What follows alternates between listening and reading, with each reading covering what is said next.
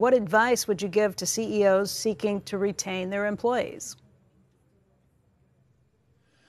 Well, this is a very interesting thing that the pandemic has given us. An awful lot of people have gotten used to not being in the office 5 days a week.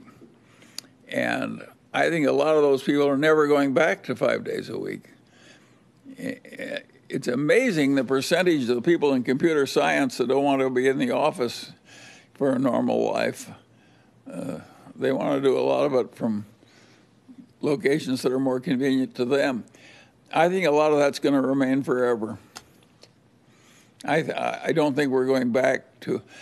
I don't think the average corporation is going to fly its directors around so they can sit at the same table for every meeting of the year. Maybe they'll have 2 meetings where the directors are together.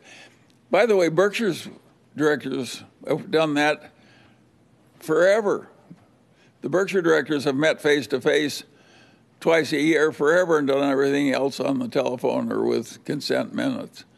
And it's worked fine for Berkshire. I don't think we needed all these goddamn meetings and airplane flights. So I think part of what's happening is quite constructive, that it'll make life simpler and cheaper and more efficient. I don't think we're going back for some kinds of work. Now, on the other hand, they made the welfare so liberal, just helicoptering this money out, it was just hell to even man your restaurant so you can serve the patrons. I think we probably overdid that a little. I think Larry Summers is quite possibly right that we overshot a little with some of the stimulus, and it would have been smarter to do a little less. If you stop to think about it, what makes capitalism work is the fact that if you're an able-bodied young person, if you refuse to work, you suffer a fair amount of agony.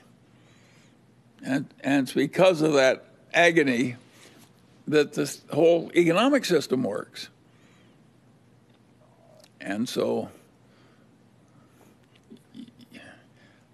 the only effective economies that we've had that brought us modernity and the prosperity we now have, they imposed a lot of hardship on young people who didn't want to work. You take away all the hardship and say you can stay home and get more than you'll get if you come to work, it's quite disruptive to an economic system like ours. The next time we do this, I don't think we ought to be quite so liberal.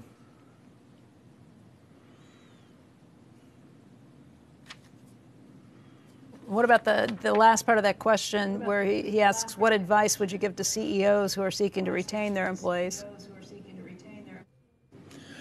Well, every CEO I know is adapting somewhat to some people who work differently than they did in the past. So I think some of these changes are here forever. If your job in life is to get on the telephone and talk to other engineers all over the world while you solve problems, why do you have to do it from an office?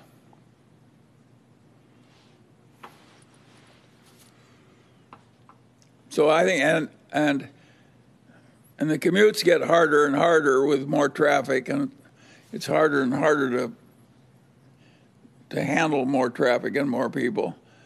It may be a good thing that more people are going to commute less.